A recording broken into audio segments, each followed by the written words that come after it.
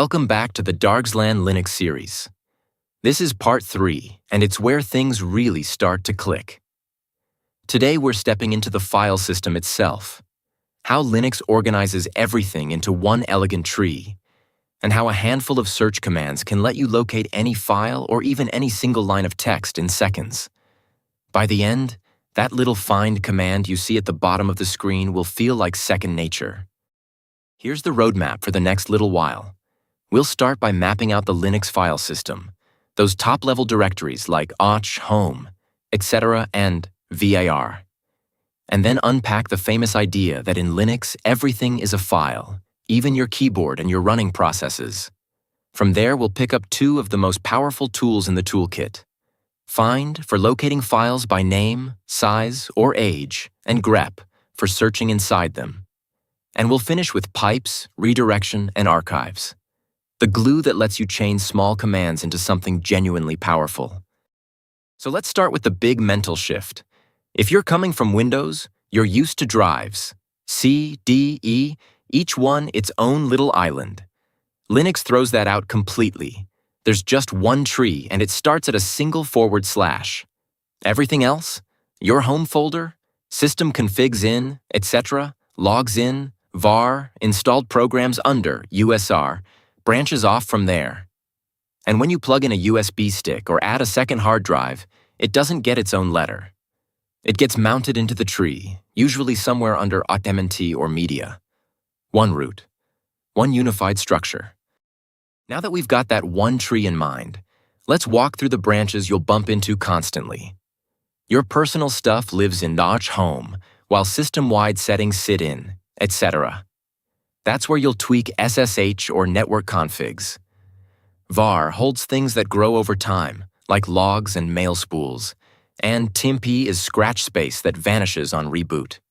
Most of your installed software lives under .usr, with opt reserved for third-party or self-installed apps.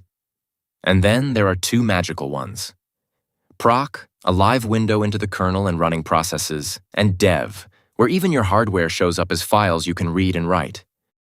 That mention of dev and proc brings us to the single idea that ties all of Linux together.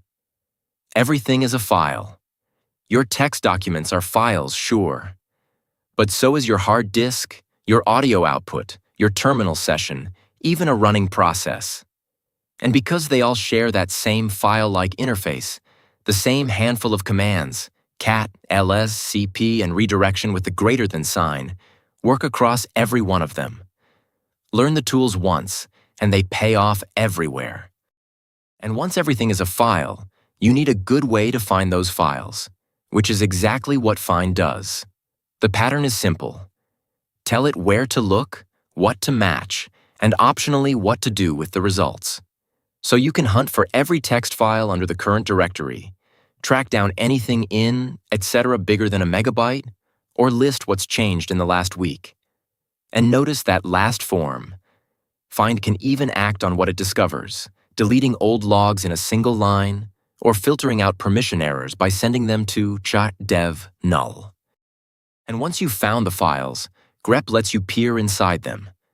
At its simplest, you give it a word and a file, like hunting for error in a log, and it prints every matching line. The flags are where it really shines. I ignores case. R walks down through subdirectories, and tags each hit with a line number, and V flips things around to show what doesn't match. Pair grep with find, and you can search across an entire project in seconds. And speaking of pairing commands, this is where Linux really starts to feel like magic. The pipe, that simple vertical bar, takes whatever one command produces and hands it straight to the next. Look at this chain. Cat dumps out the log file, grep filters it down to just the lines containing error, and wc-l counts them up. 3 tiny tools, 1 line, and you've answered a real question without writing a single program. Now pipes send output to other commands, but what if you want to save it? That's where redirection comes in. A single greater than sign sends output to a file, but be careful. It overwrites whatever was there. 2 greater than signs append instead, adding to the end, which is perfect for logs you want to keep growing. And the less than sign flips things around, feeding a file into a command as input, as if you typed it yourself. And here's where it all clicks. Want the 5 biggest files eating up your disk? Pipe do into sort, then into head. Counting lines across every Python file in a project? Find them, then hand them to WC through Zargs. Hunting down every to-do comment, saving a dated snapshot of a directory, or watching a live log for errors as they happen. Each of these is just find, grep, pipes, and redirection working together. Small tools composed into real superpowers. Now, before we go further, let's talk about wildcards. The shorthand that lets you match many files in a single command. The asterisk stands in for 0 or more characters, so star.txt grabs every text file in sight. The question mark matches exactly 1 character. Useful when you know the shape of a name, but not one specific letter. And square brackets let you define a set, so file bracket 123 matches file 1, file 2, or file 3, and a range like AZ covers every lowercase letter. Small symbols, huge reach. From matching files, let's move to bundling them. The classic tool here is tar, short for tape archive, a name that hints at its age, but it's still the workhorse of Linux backups. Think of tar as packing a suitcase. czf creates a compressed bundle. exaf extracts it, and tff lets you peek inside without unpacking. As for the formats you'll bump into, .tar is just a bundle. .tar.gz adds zip compression and is by far the most common, while zip2 squeezes tighter at the cost of speed. Zip shows up when you're sharing with Windows or Mac folks, and plain .gz handles a single compressed file. Now here's a small but delightful Linux convention.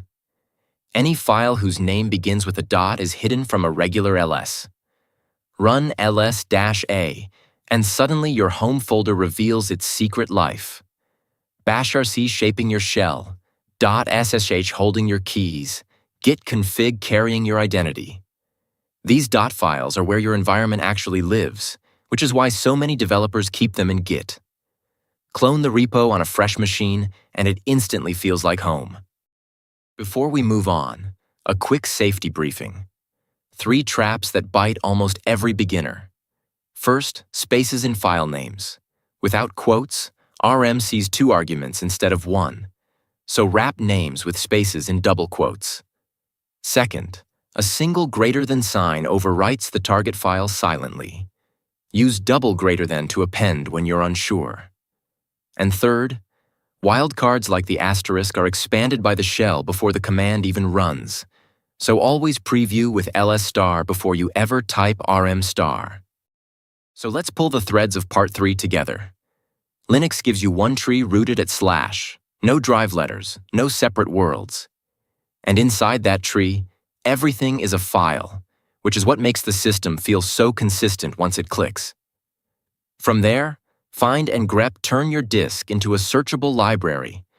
Pipes let you chain small tools into custom solutions, and remembering that single greater than overwrites while double greater than appends will save you from a lot of lost work. And that brings us to the doorstep of part 4, where we'll tackle permissions and ownership.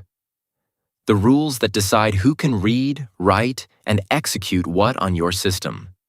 You'll get comfortable with chmod and chown, learn to read those cryptic strings like rwxrxrx at a glance, and understand why Linux is so particular about who's allowed to touch which files.